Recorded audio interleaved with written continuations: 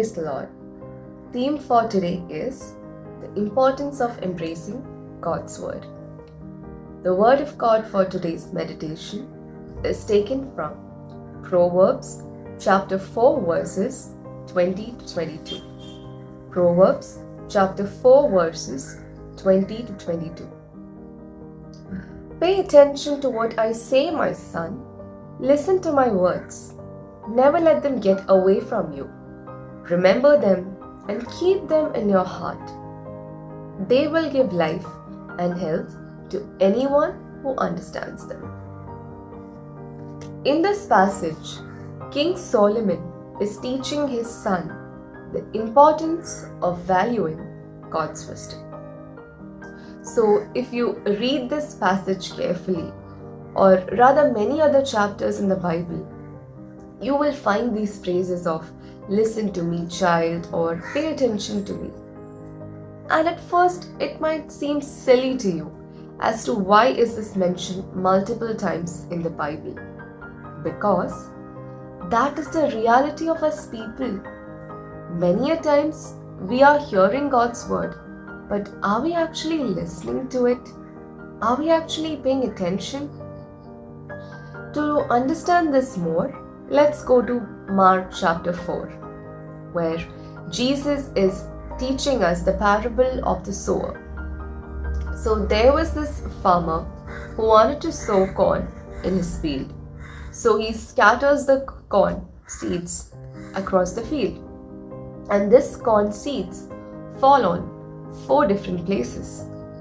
First, it falls on the path. Second place, it falls on the rocky ground. Third, it falls among the thorns. And fourth, it falls on good soil. So we eventually know that the seeds which fell on the good soil produced corn. But what happens to the other seeds which fell on the other places? So the first batch of seeds fell on the path or the road.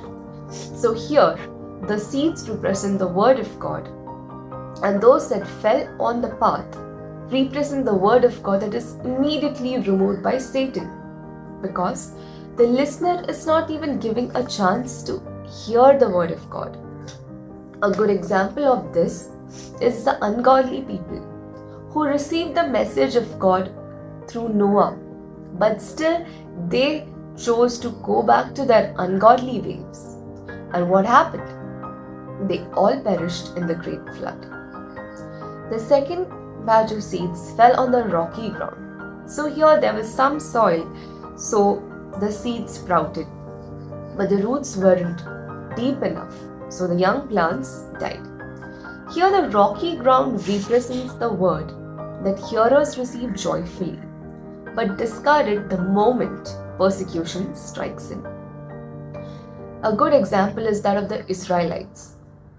When they journeyed across the desert, they were very happy on receiving the blessings of God, the food, the water, and they actively praised God's name on receiving it.